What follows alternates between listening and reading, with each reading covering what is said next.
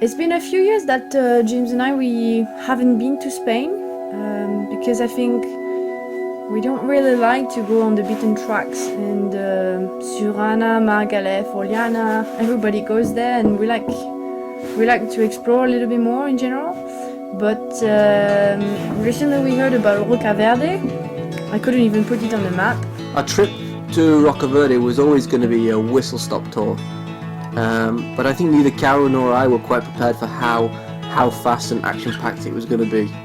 Over the 6 days we were here, we visited so many new crags, so many amazing places through Cantabria and Asturias. It's sometimes we even totally forgot where we were. Actually, we arrived the first day. It was already dark. It was a bit of a windy road, but we didn't really know where we were going. Yeah, that's always a weird thing when you arrive in a new country, totally in the black. We arrived in a small, very pretty hotel, all made in wood, and just had the first night, and just had to wait for the day to actually get an idea of where we were. And then you wake up the next morning and look out the window, and it's just like, wow. So we were in La Hermida Valley. Grey limestone walls or yellow limestone walls where it's overhanging, everywhere. Tufas everywhere, and trees. That's maybe the most striking thing.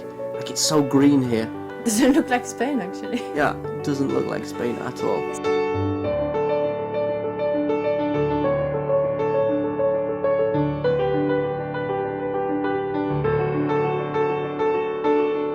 I mean, the day was really an adventure. We got off to I can say now in hindsight, an amazing start, crossing this flooded river, but at the time it was quite scary, especially with my drone on my back. I was convinced I was going to slip and go in, ruining everything. But we made it across, and then hiked up this hillside, following fixed ropes over some of the slippiest grass and mud, and all the time thinking, God, I hope it's going to be worth it. And well, you don't see the cave until right at the last minute. You pop over this little rise in the hill, and it's just immense.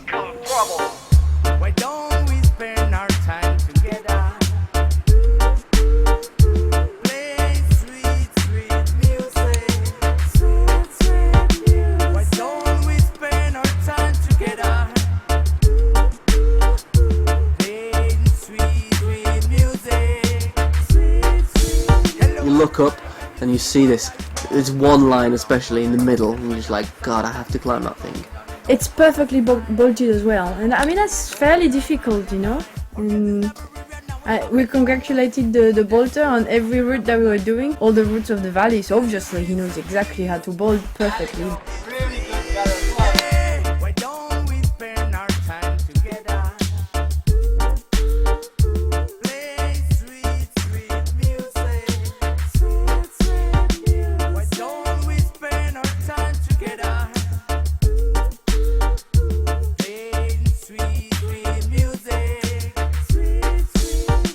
And the amazing thing is he only started to bolt the cliff in June this year. The speed at which these guys here work, and hats off.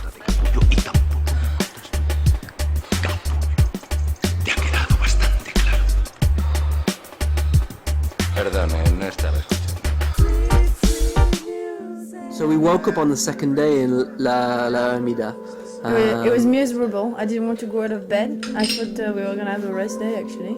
But I forced Carolina to wake up because we were convinced that we could find something to climb. We had a giant breakfast with frizuelos and tostadas cheese with cheese and ham and all the good things.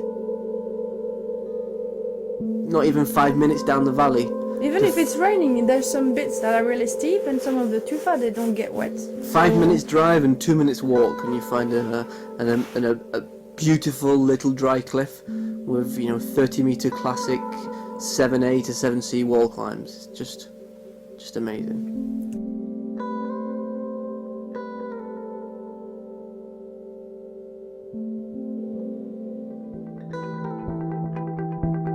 After finishing a couple of routes on this small cliff, I still quite hadn't convinced Carolina to climb. So I showed her some photos in the guidebook of a cliff called Po, which is underneath probably one of the most famous, iconic landmarks of the region, the Naranjo de Bulnes. And we arrived there, well, and the clouds had just cleared out, and it was just shiny directly on the mountain. Yeah, and, total contrast and to how we'd woken in the up. sun, and actually we were almost too hot. It was too hot walking up.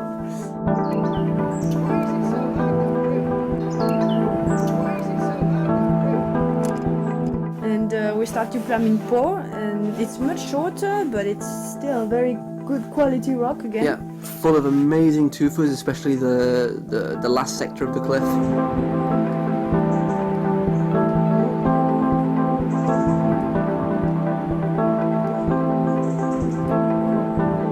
In general, Po is mainly routes in the 6th or 7th grade. Yeah. And we just climbed a load of the classics of the crags, and basically every route didn't disappoint.